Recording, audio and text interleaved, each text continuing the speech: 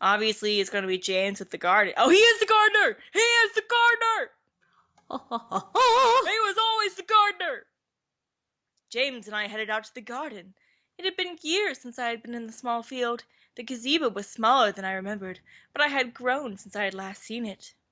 James rolled up his sleeves and took in a breath of air before sighing contentedly. So, we need to cater to the plants and make sure there are no muddy spots in the grass. It may take a while. Are you sure you wish to help me and not the others? I shook my head, rolling up my sleeves as well. I can handle it. I'd rather work outside anyway. James nodded with a smile before handing me a watering can. Gesturing to a group of flowers by the side of the yard, I walked over and began to water the flowers. However, as silence took control of the air, I felt the need to start a conversation. Yeah, ask him a question, why not? So do you like flowers? No, I hate them. I wanted to smack myself. That was a terrible conversation starter. I mentally smacked myself before hearing James chuckle softly. I turned to look at him as he nodded.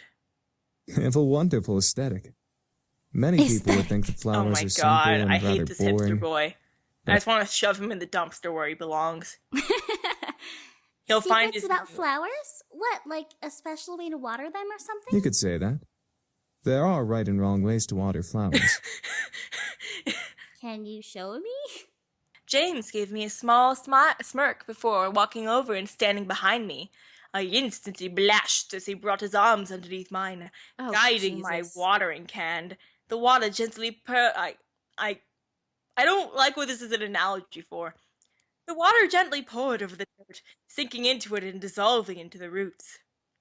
He's doing the, here, let me show you how to hold your baseball bat or your golf club. Yeah, but it's a watering can. However, my concentration on the water was broken by the sound of James' voice in my ear. Flowers need to be cared for gently, like a fragile light. Too much power and they'll break, but too little and they'll wither and fade away. It's like caring for a pet or a loved one. You're so deep, James. A loved one? For some reason, those 3 words echoed in my head. James continued to guide my watering can, using gentle hands to lead my arms and my body.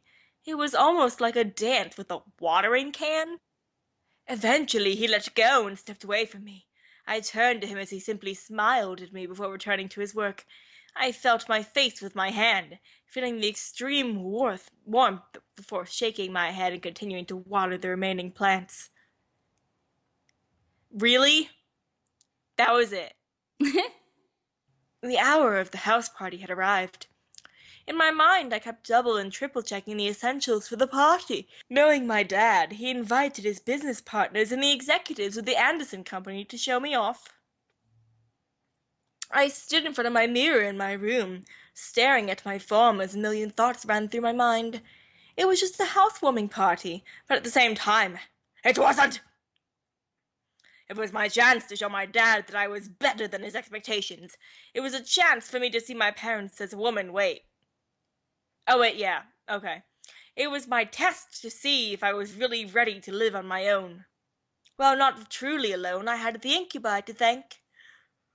But even so, I didn't have my dad guiding me or my mom helping me through living alone. A knock on my door broke my thoughts, surprising me. Who is it? Hey, are you okay in there? Your parents should be here soon, so you should hurry getting ready.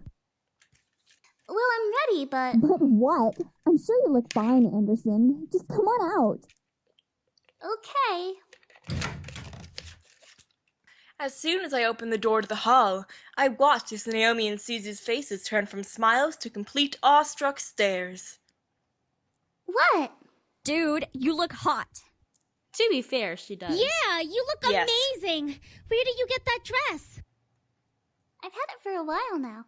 I just never had the chance to wear it. I figured I might as well bring it out now. I stepped out of my room and closed my bedroom door behind me.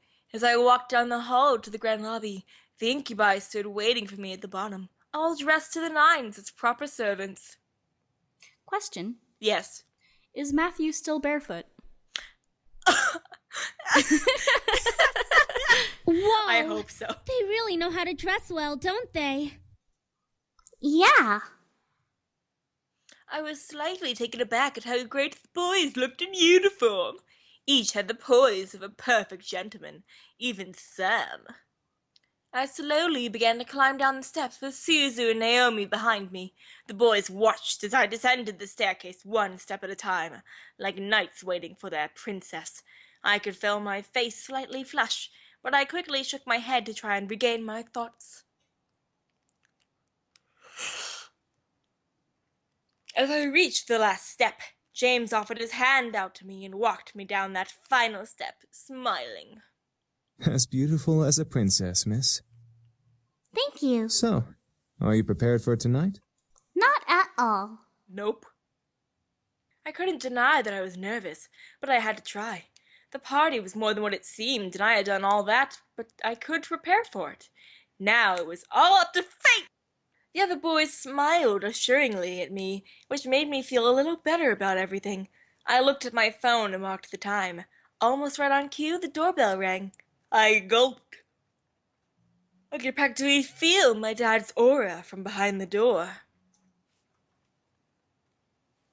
Sam and Eric quickly rushed to the door and opened it. I didn't press anything. Well, they opened the door. Hey, Mom. Hey, Dad. Oh my, I didn't know your bequeathment came with servants. It was probably overlooked. Besides, who would deny good service? I was completely shocked. My parents didn't question the boys. They didn't ask for verification or anything. I looked at the boys and noticed Sam and Eric staring intently at my parents.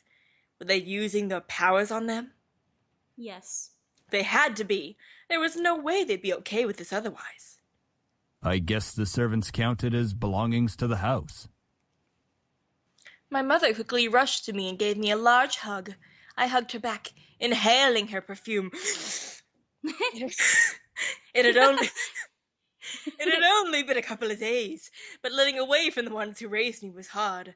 My mother soon let me go and looked at my outfit. Gorgeous. You look so lovely. David, look at your daughter and tell her I'm right. I looked to my dad, who was looking around the lobby like an inspector. I stood my ground, waiting for him to look at me. When he did, he let a small smile grace his lips. Your mother's right. You look like you're all grown up. The world around me stopped as my heart pounded hard in my chest. Did my dad just compliment me? On his own accord? My mother was grinning ear to ear at these words. I was beyond speechless. Thank you, Daddy.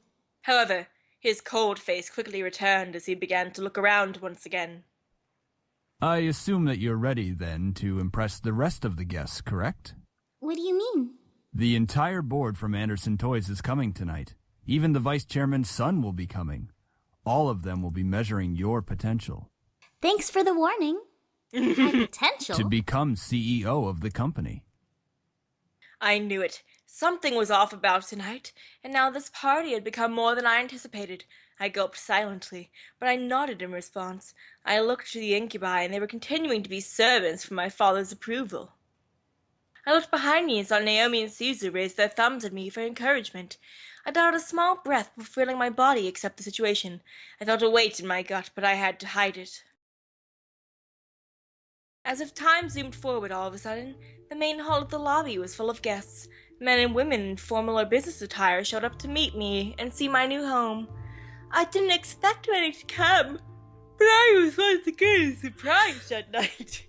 You gave me your yawn. I'm not trying to! I shook hands with many officials and executive members, putting on a professional face my dad trained me to have. I felt overwhelmed, but I hid it well behind a small smile and handshake. Many even asked me questions.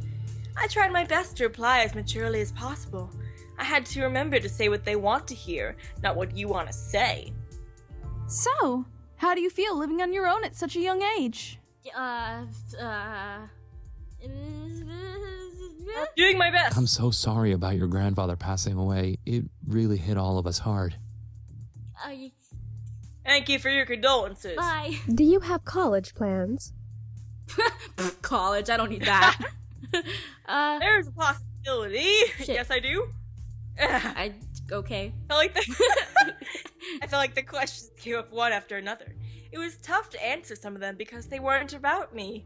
They were about the company. What do you think will happen with the company now that your grandfather has passed? It will get back on track soon. What do you think of the philanthropic policy the company has? Good. I'm thirsty. thirsty. Oh, we know Do laundry. you think the company should expand from just toys? Maybe? It's a possibility. Eventually, the questions stopped, and I was back to being by myself. Naomi and Suzu were mingling in the crowds, and the incubi were doing their jobs, so I was all alone in a room full of strangers. It was unnerving to think about, but at least I wasn't being questioned left and right anymore. Suddenly, though, my mom pushed her way through the crowd to me, bringing along someone I didn't know. Honey, I'd like to introduce you to someone. This kind gentleman is the son of the vice chairman. With my mother stood a man who looked only a couple of years older than me. He smiled and held out his hand to me, silently asking for my hand. Hi, I'm Andrew Lewis. It's a pleasure to meet you, Miss Anderson. Andrew Lewis, more like Andrew Loser! Oh, hush. Andrew was slightly taken aback by me shouting, but gently smiled and lowered his hand in response with a nod. My mother smiled at both of us, which made me slightly concerned. Why was she excited to introduce me to Andrew? Matchmaker, So, make me a match. You organized this party very well, Miss When Anderson. I am gay, I only want a snatch. What? I What? apologize if I made you uncomfortable in some way. What? Andrew, I'm sorry if I seem a little forward. I've just been excited to meet Harold Anderson's granddaughter. Huh? Why? He used to talk about you all the time in the office on how you helped him refine his toys. I only attended meetings and heard all of the stories. You've helped a lot with the success of the company without having to actually work there. Oh, wow. I didn't know he talked about me. that would explain everyone's fascination with me and their rather personal questions. I looked at Andrews, who had a kind face to me. Something about him seemed off. I didn't know what it was. He seemed to be hiding. Andrew was the yandere. No? I don't think so. Okay. He seemed to be hiding something. Whether it was good or bad, I was not able to find out. I felt someone walk up beside me, causing me to turn to them. Next to me was my dad, giving me a cold stare to Andrew, who suddenly became tense. So, you're Jared's son. Andrew's body twitched slightly. Whether it was fear or insult, Andrew locked eyes with my father. I couldn't help but feel the tension between them. It irked me how fragile the air had become, enough to break at the wrong word. You're the one who wants to be the next CEO of the Anderson Company. Wants is a strong word. Well, Want is a very strong word. I stared at Andrew. This guy wanted to take my grandfather's place as CEO? I thought the vice chairman wanted the position. David, leave the poor boy alone. I'm merely testing the boy's conversational skills. Nothing wrong with that. of course not, sir. And polite as well. Interesting. If you'll excuse me. Quickly, Andrew retreated away from my family into the crowd of people. Yeah, we're gonna stay put. Bye. Bye-bye. I watched as he disappeared into the crowd towards the back of the house. I was worried, but I gave him his space. He obviously needed it. Peh. He's not CEO material. That's because you practically interrogated the young man. A little questioning shouldn't have bothered him. He's obviously not ready for any title in our company. I bit my tongue. I didn't want to make a scene with my dad. One wrong word and he'd lecture me in front of everyone. That was not something I wanted in my housewarming party. I let out a sigh before looking at the clock. It was getting close to midnight, meaning that the party was going to end soon. I lowered my gaze out the window and saw a limo pull up. Huh? Whose limo is that? Oh, that must be Lewis's car. I'll go get him. Stay with your father so you can escort your guests out together. Yes, Mom. My mother left my dad and me slowly escort the guests out. My dad held his simple smile as he thanked each person for coming. I did the same. Andrew quickly passed the doors before I could speak. Eventually only Suzu, Naomi, my parents, and the incubi were left. My dad suddenly walked over and placed a hand on my shoulders with a smile. I stared up at him, a wave of confusion washing over my face. What? You did good tonight. I'm proud. Oh, thank you, Dad. Keep it up and you'll be a good CEO. Oh, right. All right. Your mother and I have to leave. Achievement I'm sure unlocked. Naomi and Dad Susan approves. need to leave as well. Boo. Just because it's Saturday doesn't mean you should stay up all night. I'm 18. You can't tell me what to do. Oh, right. Thanks for having us. It was a great party. We'll come visit tomorrow or something. All right? Right. See ya. Good night, sweetie. Come visit us soon. Gee, I don't know, Mom. Am I still allowed in the house? All 4 of my remaining guests left the building, all but my dad waving back to me. With the last of the guests gone, I sighed and sat on the staircase, exhausted. That was tiring. It's not like you had to do any work, though. Give her a break, man. She was getting interrogated left and right. She handled herself the best she could. As expected, Princess. Since you're exhausted, why not head to bed? We can clean up. Hush, Sam. Are you sure? Positive. It shouldn't take long. Ho ho ho! It didn't take long to find you the shits after all.